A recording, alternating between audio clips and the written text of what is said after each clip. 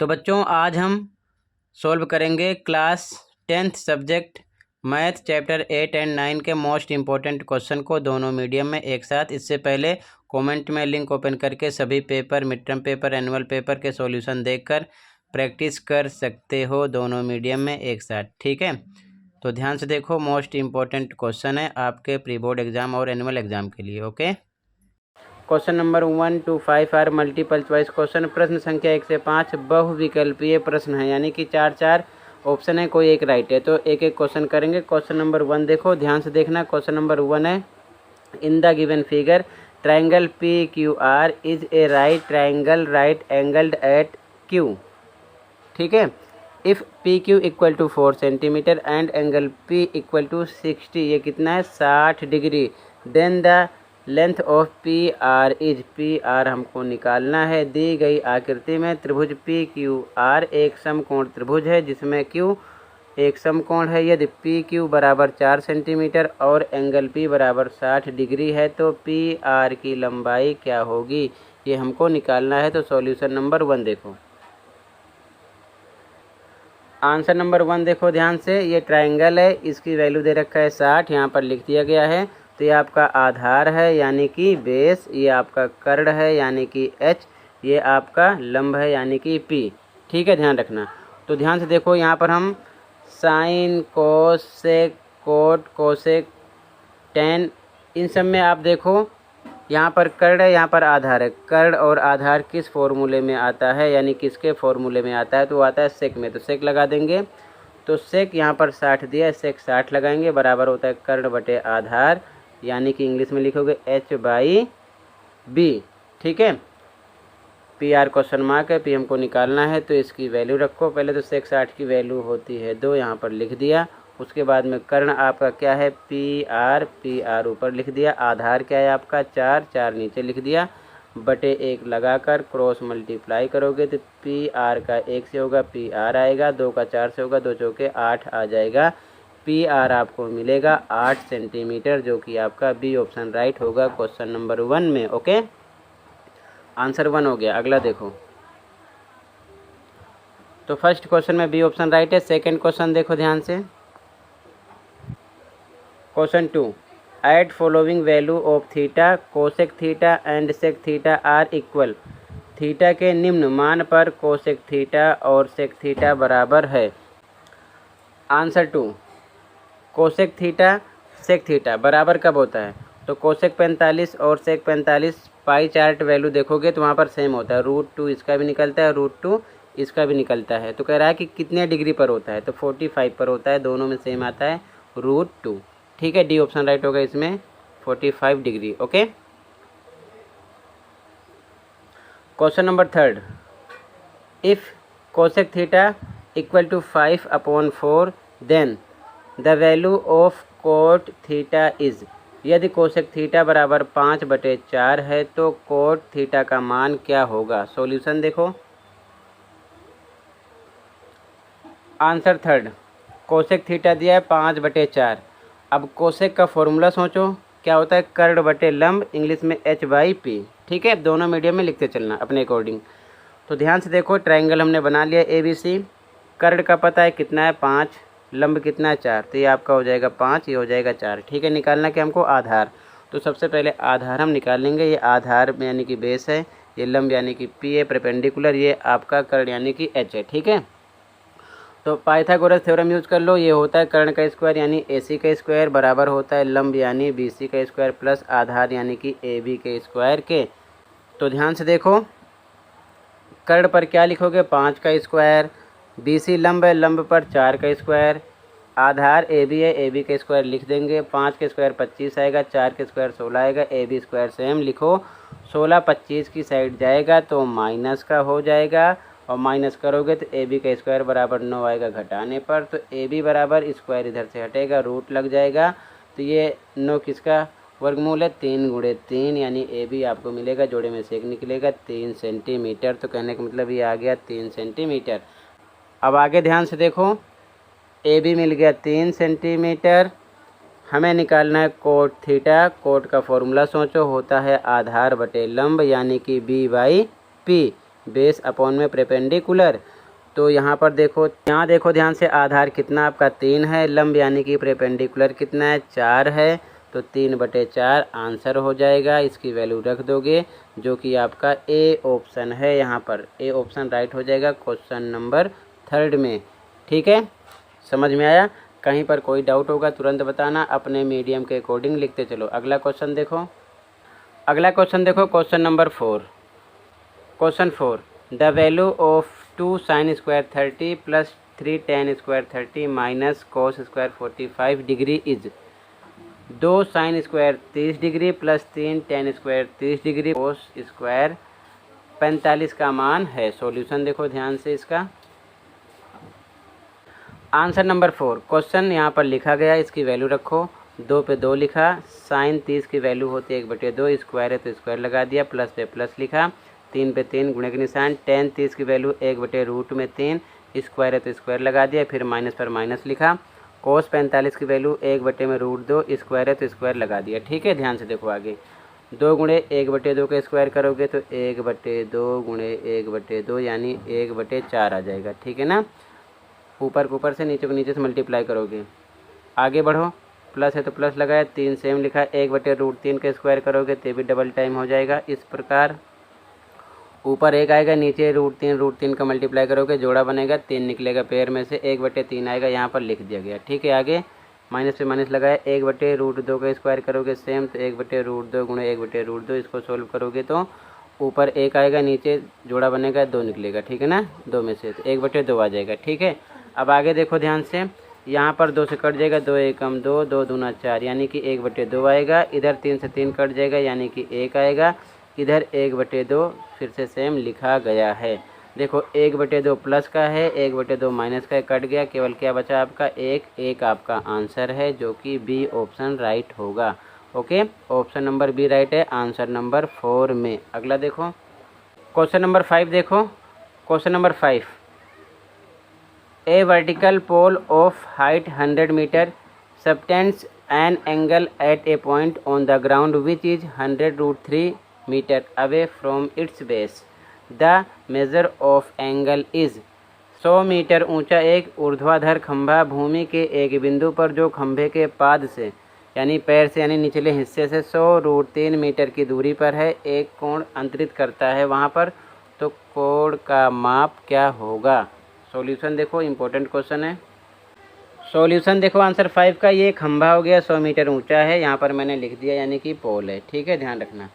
उसके बाद में कह रहा है कि भूमि के एक बिंदु पर, ये भूमि का एक बिंदु हो जाएगा हमारा, मान लो ए है। ठीक है ना, कह रहा है कि खंभे के पाद से उस बिंदु की दूरी 100√3 है, तो यहाँ से यहाँ तक ये खंभे का पाद यानी पैर है, यहाँ से यहाँ तक 100√3 है।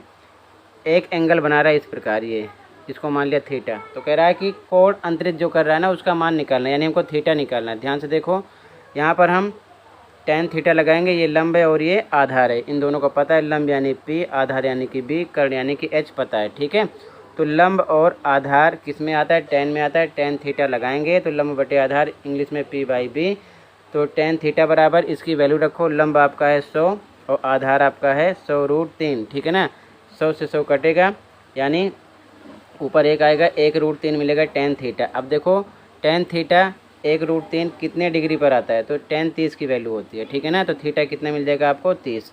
फिर से देखो tan थीटा बराबर 1/√3 है, तो tan थीटा जो होता है 30 डिग्री पर 1/√3 इसकी वैल्यू निकलती है। तो यहाँ पर हम लिख सकते हैं कितना? 30। तो थीटा कितना मिल जाएगा? 30 डिग्री। ठीक है ना, समझ गए? ये आपका आंसर हो जाएगा जो कि आपका ऑप्शन नंबर डी राइट है। क्लियर है? आंसर 5। अगला क्वेश्चन देखो, कहीं पर डाउट होगा तुरंत बता देना। अगला क्वेश्चन देखो, question number 6, find sine A minus cos B plus tan A for the given triangle. दिए गए त्रिभुज के लिए sine A minus cos B plus tan A ज्ञात कीजिए। ये हमारा ट्राइंगल है। सॉल्यूशन देखो, इंपॉर्टेंट क्वेश्चन ये भी है, ध्यान से देखो सॉल्यूशन। आंसर नंबर 6, ये ट्राइंगल है, इसमें कर्ण दिया यानी H, आधार दिया यानी कि बेस, लंब यानी कि P निकालना है। सबसे पहले लंब निकालेंगे, तो इंग्लिश मीडियम में पाइथागोरस थ्योरम से h² = P² + B²। हिंदी में कर्ण का स्क्वायर बराबर लंब का स्क्वायर प्लस आधार का स्क्वायर। कर्ड कितना है आपका 17 का स्क्वायर करोगे, लंब आपका क्या है पी बी का स्क्वायर, आधार 15 का स्क्वायर करोगे। ठीक है, 17 का स्क्वायर 289 आएगा, पी बी सेम लिख दो स्क्वायर के साथ, 15 का स्क्वायर 225 आएगा, 225 प्लस का इधर आएगा माइनस का हो जाएगा, पी बी स्क्वायर बराबर माइनस करने पर इधर 289 में से 225 64 आएगा, तो पी बी स्क्वायर बराबर 64, तो पी बी बराबर स्क्वायर हटेगा रूट लग जाएगा 64 के साथ, तो 64 का वर्गमूल क्या है 8 गुणे 8 8 64 8 आएगा जोड़े में से, पी बी 8 आ गया। ठीक है, तो हमें डायरेक्ट ये निकालना है। ठीक है, तो अलग अलग करके पहले वैल्यू इसकी निकाल लो। तो सबसे पहले साइन ए निकाल लेते हैं, अलग अलग साइन ए निकालेंगे। तो साइन का फॉर्मूला होता है लंब बटे कर्ड, इंग्लिश में p/h, लेकिन कह रहा है एंगल में ए के अकॉर्डिंग देखना है, तो ए के अकॉर्डिंग ये आपका लंब होगा जो कि 8 है, और ये आधार होगा, ये वाला कर्ड होगा। तो लंब बटे कर्ड यानी कि लंब 8 बटे कर्ड 17, 8 बटे 17 आ गया। आगे कोस भी निकालना है, तो कोस का फॉर्मूला होता है आधार बटे कर्ड यानी कि b/h। तो कोस बी यानी बी एंगल के अकॉर्डिंग देखोगे तो एंगल बी के अकॉर्डिंग ये आपका लंब हो जाएगा, क्या हो जाएगा लंब यानी कि p, ये आपका होगा आधार यानी कि b, और कर्ड आपका सेम रहेगा। तो आधार बटे कर्ड, आधार आपका 8 है, कर्ड आपका 17 है, 8 बटे 17 आएगा। फिर tan a निकालना है, तो tan का फॉर्मूला लंब बटे आधार होता है यानी कि p/b। तो a एंगल के अकॉर्डिंग देखना है, एंगल a के अकॉर्डिंग ये लंब है, ये आधार है, ये कर्ड है। ठीक है, तो लंब आपका 8 है जो कि निकाल चुके हो, और आधार आपका 15 है, यहाँ पर रखेंगे इसकी वैल्यू। अब हमको डायरेक्ट ये निकालना है, तो ध्यान से देखो इसकी वैल्यू हम पुट कर देंगे फटाफट। साइन ए आपका 8 बटे 17 आया, लिख दिया, माइनस पे माइनस, कोस बी 8 बटे 17 आया, 8 बटे 17 प्लस पे प्लस, tan ए आपका आया 8 बटे 15, यहाँ लिख दिया। अब 8 बटे 17 माइनस 8 बटे 17 सेम है, तो प्लस माइनस के साथ ये कट जाएगा, बचेगा 8 बटे 15, यही आपका आंसर हो जाएगा। ठीक है, तो ये आपका आंसर नंबर कौन सा हो जाएगा 6। क्लियर है। अगला क्वेश्चन देखो, कहीं पर डाउट होगा तो बता देना। क्वेश्चन नंबर 7 देखो और लास्ट क्वेश्चन नंबर 7 है, an aeroplane flying at a height of 4000 metre from the ground passes vertically above another aeroplane at an instant when the angles of elevation of the two planes from the same point on the ground are 60 degree and 45 degree respectively. Find the vertical distance between both the aeroplanes at that instant. Use √3 = 1.73। √3 पर हमको 1.73 का प्रयोग करना है। एक हवाई जहाज़ भूमि से 4000 मीटर की ऊंचाई पर उड़ते हुए किसी क्षण यानी कि पल दूसरे हवाई जहाज़ के ऊपर से ऊर्ध्वाधर रूप से गुजरा। उस पल यानी उस क्षण भूमि पर एक ही बिंदु से दोनों जहाज़ों के उन्नयन कोण क्रमशः 60 और 45 हैं। उस पल में दोनों जहाज़ों के बीच की ऊर्ध्वाधर दूरी ज्ञात कीजिए। √3 बराबर 1.73 का प्रयोग कीजिए। सॉल्यूशन देखो। आंसर नंबर 7 क्वेश्चन में कह रहा है कि एक हवाई जहाज़ भूमि से 4000 मीटर की ऊंचाई पर, मान लो ये भूमि है, सी पॉइंट पर 4000 मीटर की ऊंचाई पर उड़ रहा है। मान लो ए पर हवाई जहाज़ है, ए पॉइंट पर हवाई जहाज़ है, कह रहा है उड़ते हुए दूसरे हवाई जहाज़ के ऊपर से गुजरा। अब मान लो दूसरा हवाई जहाज़ हमारा क्या है, बी पॉइंट है, ठीक है ना, इसके ऊपर से ये गुजर रहा है, ठीक है। तो कह रहा है कि उस समय भूमि के एक बिंदु से, मान लो वो बिंदु डी है, से जो उन्नयन कोण है दोनों का, बड़े वाले का जो ऊपर से गुजर रहा है 60 है, और ये जो छोटा है जिसके ऊपर से गुजरा 45 है। उन्नयन कोण 45 है, मतलब इस प्रकार डायग्राम बनेगा। तो कह रहा है दोनों के बीच की ऊर्ध्वाधर दूरी ज्ञात कीजिए, मतलब कि हमें ए और बी की दूरी निकालना है। दोनों जहाज़ों के बीच की दूरी, एक जहाज़ बी है और जो सबसे ऊपर उड़ रही है ए है, इनके बीच की दूरी निकालना है ए बी की। समझ में आया? तो ध्यान से देखो आगे। तो इस प्रकार डायग्राम बना लेना आप, ठीक है। ए बी सी डी कुछ भी आप मान सकते हो A to Z में, ठीक है। ध्यान से देखो। सबसे पहले माना, हिंदी में लिखो, इंग्लिश में let B C equal to X. ये बी और सी हमने क्या मान लिया, एक्स है, ठीक है। एंड सी डी को क्या मान लिया, वाई। क्या मान लिया, सी डी वाई, ठीक है। तो ए बी बराबर क्या हो जाएगा, ए बी हमको निकालना है। ए बी बराबर टोटल 4000 है ए से लेके सी तक। अगर इतने में से हम इतना यानी x घटा देंगे तो ए बी का पता चल जाएगा। तो ये हो जाएगा 4000 माइनस x, ये हो जाएगा। ठीक है, अब ध्यान से देखो यहाँ पर इंग्लिश में in triangle A C D ये ट्राइंगल है। ठीक है, अब ध्यान से देखो हिंदी में लिखो त्रिभुज ए सी डी में टोटल कितना बन रहा है इसका 60। उन्नयन कोण कितना है 60 डिग्री का है। तो हम देखो क्या लगाएंगे, ये लंब का पता है, आधार y मान लिया है, तो हम लिखेंगे tan 60 लगा देंगे क्योंकि लंब और आधार tan में आता है। तो tan 60 बराबर लंब बटे आधार यानी कि p/b। तो tan 60 की वैल्यू होती है √3। लंब आपका कितना है टोटल 4000 और b यानी बेस यानी आधार कितना आपका y माना है, y लिख दिया। तो बटे 1 लगाकर क्रॉस मल्टीप्लाई करो तो ये हो जाएगा √3y और बराबर 4000 एकम 4000, इक्वेशन 1 हो जाएगा। ओके, फिर से देखो दूसरे ट्रायंगल में, इसका नाम क्या है BCD। तो हिंदी में लिखो त्रिभुज BCD में, इंग्लिश में इन ट्रायंगल BCD। ध्यान से देखो यहाँ पर 45 है, तो फिर से ये हमारा क्या है लंब, ये क्या है आधार। तो tan में आता है तो हम लगाएंगे tan 45 बराबर लंब बटे आधार, इंग्लिश में p/b। ठीक है ना, परपेंडिकुलर बाई बेस। तो इसकी वैल्यू रखोगे tan 45 का मान होता है 1, तो आप यहाँ पर रखोगे 1 tan 45 पर। tan 45 का मान होता है 1 रख दिया। लंब कितना इस ट्रायंगल में, लंब आपका है BC यानी कि x माने हो, x रख दिया। आधार आपका CD यानी y माने हो, y रख देंगे। अब उसके बाद में जब बटे 1 लगाकर क्रॉस मल्टीप्लाई करोगे तो y बराबर x के आ जाएगा। ठीक है, इक्वेशन 2 हो गया। तो इंग्लिश में लिखो putting value of y in equation 1। Hindi में y का मान समीकरण 1 में रखने पर, समीकरण 1 क्या है √3y बराबर 4000। तो यहाँ पर लिख लिया। अब यहाँ पर हम लिख सकते हैं y बराबर x के है, तो हमको केवल x से ही मतलब है। अब बताओ x से मतलब क्यों है, क्योंकि यहाँ पर ए बी निकालने के लिए 4000 में से केवल x घटाना है, तो हमें x ही लेकर चलना है, y से मतलब है ही नहीं, y को निकालने का कोई फ़ायदा नहीं है। तो यहाँ पर हम क्या करेंगे, ध्यान से देखो y पर हम क्या रख सकते हैं x, क्योंकि y बराबर x है। तो इक्वेशन लिखने के बाद में हम यहाँ पर क्या करेंगे, y बराबर x के है तो हम y पर x रख सकते हैं, तो √3x लिख सकते हैं y पर बराबर 4000 के। तो x बराबर 4000 बटे में √3 नीचे आएगा। क्वेश्चन में दिया है √3 का मान रखना है 1.73।